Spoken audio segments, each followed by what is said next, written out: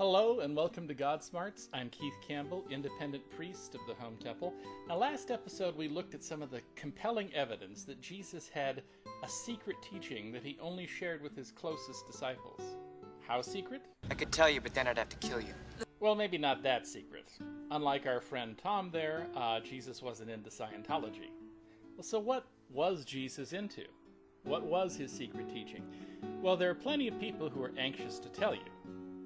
Dozens of books, videos, and websites claim to tell you Jesus' true teaching, and many of these books and materials may have excellent teachings.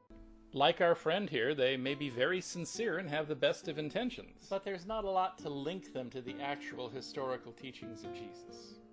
So what clues do we have about what Jesus' actual teachings might have been?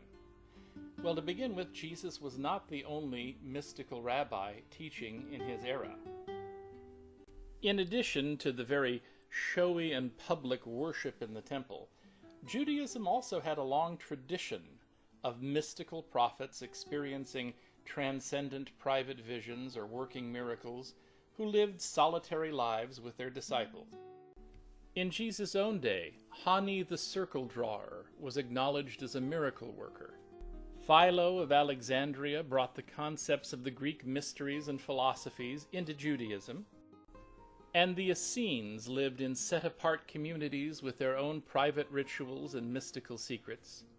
There were many individuals and groups like this, but the primary school of mystical thought in Judaism at Jesus' time was called Merkabah mysticism. Now, Merkabah means chariot, and it refers to the chariot of God that was seen by Ezekiel in his visions. The goal of Merkabah mysticism was to ascend in visions through the spiritual worlds, to converse with angels and saints, and ultimately to reach the various palaces and levels of heaven.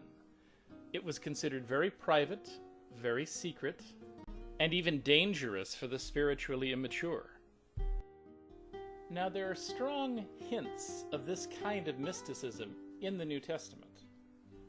You remember that Jesus took Peter, James, and John on a private retreat on a mountainside, where he was transfigured in a blinding heavenly vision, in which the apostles see him with Moses and Elijah and hear the voice of God.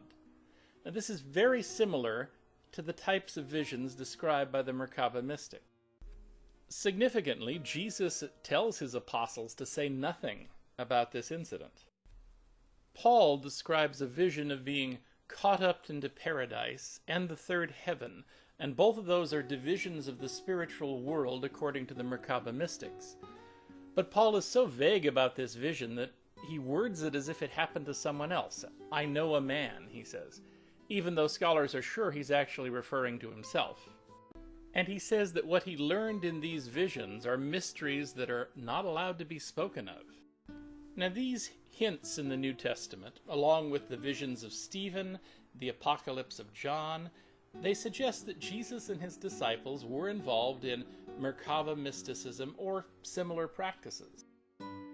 Now, many of the practices associated with the Merkabah mystics also make their appearance in the New Testament, such as purification rituals like baptism, fasting and prayer and periods of isolation in the wilderness or on mountaintops, the reciting of special hymns or chants or prayers, and the ministry of angels such as Jesus experienced in the wilderness.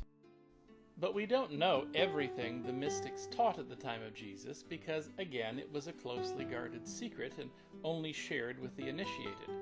We do know that the Merkabah mysticism of Jesus' time slowly developed and influenced both the Gnostics, Christian and Jewish, and that it later developed into the Kabbalah, which mapped out the created worlds and the paths to take to get back to the throne of God.